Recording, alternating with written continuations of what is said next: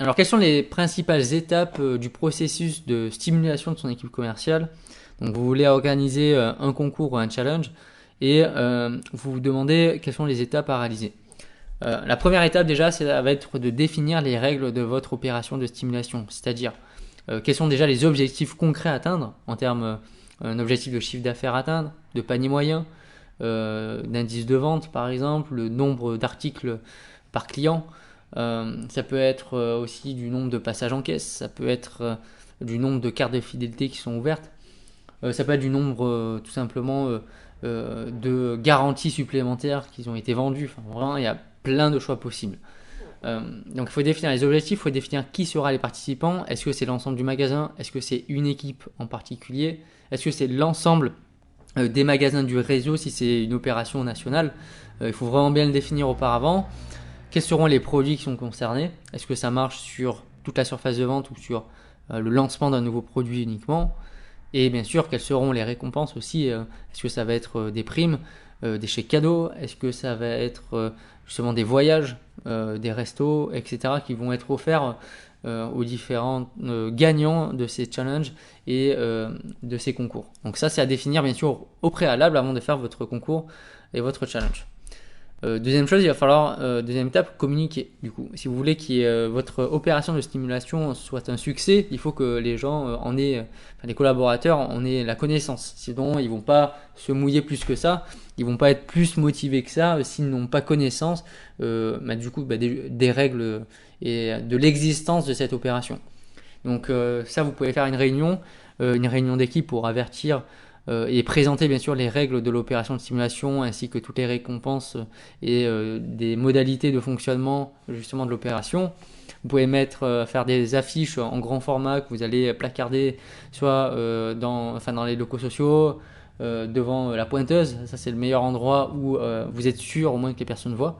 Ou vous pouvez aussi envoyer des mails aux personnes si il y a une communication qui se fait par mail avec des boîtes mail professionnelles. Ça, vous pouvez le faire pour informer et communiquer et relancer sur cette opération. Après, bien sûr, il va falloir budgétiser. Ça va se faire un peu avec la détermination des règles de récompense. Déjà, budgétiser les frais de communication si jamais c'est une opération de stimulation nationale et qu'il faut faire des réunions téléphoniques, qu'il faut faire des affiches pour tous les magasins, qu'il faut faire des réunions, etc. Ça prend du temps, donc il faut communiquer dessus et donc il faut le prévoir dans le budget. Peut-être qu'il y a aussi un matériel nécessaire à mettre à disposition des équipes pour réaliser dans de bonnes conditions. Il faut budgétiser bien sûr les récompenses. Quel est le budget cadeau alloué à ce type d'opération et bien sûr quel est le gain estimé aussi en termes de chiffre d'affaires par rapport à cette opération pour que ce soit un minimum rentable. Il va falloir aussi prévoir la logistique. Et ça, on n'y pense pas beaucoup quand on fait une opération de stimulation, c'est-à-dire qu'il va falloir commander en quantité suffisante pour optimiser les résultats.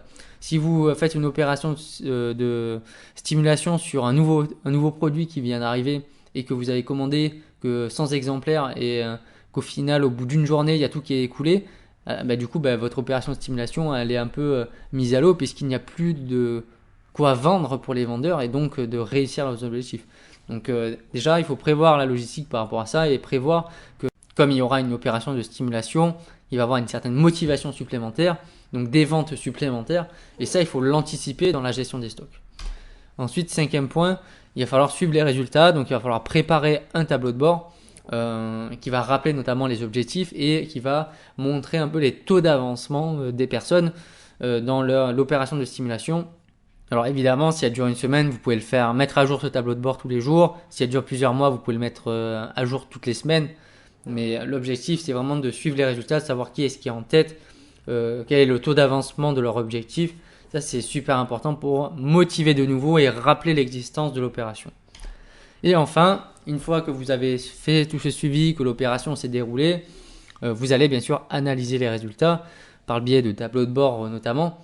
Et vous allez les présenter les résultats à votre équipe.